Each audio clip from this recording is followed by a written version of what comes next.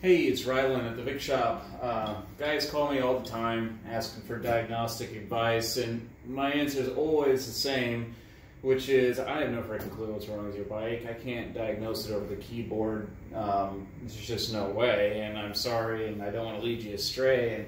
And this is kind of like a classic example here of why I say things like that, because this one came to me, and the owner thought, hey, the spark plugs are fouled. It runs for a few seconds, and it dies. I pulled the plugs out and they're all fouled. It's got to be running rich. It's probably the fuel controller that's bad.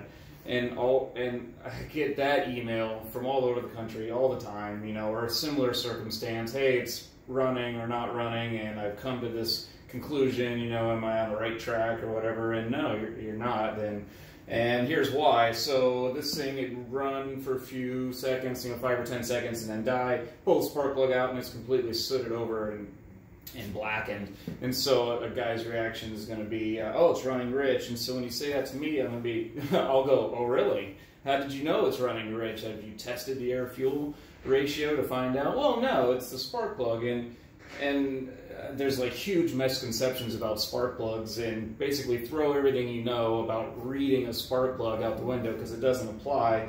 And in this case, this bike, the diagnosis ended up being that it was a fuel pump and it was running lean, and it's just the incomplete combustion happening as it's struggling to maintain its running, and then you struggle to start it back up again. That's fouling these plugs out. But actually it's running really lean, and how I found that out is I was able to put it on the dyno and test the air fuel. But if you're at home and you're thinking to yourself, oh, my bike's running rich or it's running lean, and I go, oh, really, how did you know? You'll go, oh, because I bought this $120 air fuel meter that's commonly available with a wideband air fuel oxygen sensor on there, and I plugged it into my bike and I verified it. Oh, okay, and so that's, you know, what I did with this bike is we pulled it up on the dyno, put an oxygen sensor in there, and saw that it was actually running really, really lean.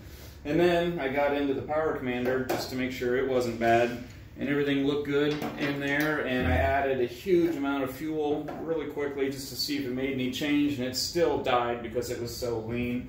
So then I put my other commonly available tool that should be in any home mechanics toolbox, a fuel pressure gauge, on the bike, and verified that it only had 10 pounds when the spec is 50.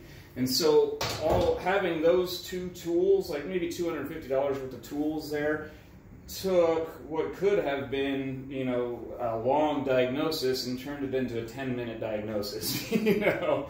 And so don't have any misconceptions. Don't pull your plug out and go, oh, it's running rich, and start down that road of, I mean, could you imagine if we had replaced the fuel controller, spent all that time and money, and then the thing still didn't run? It still needed the dang fuel pumps. So just don't skip any steps. Don't take anything for granted.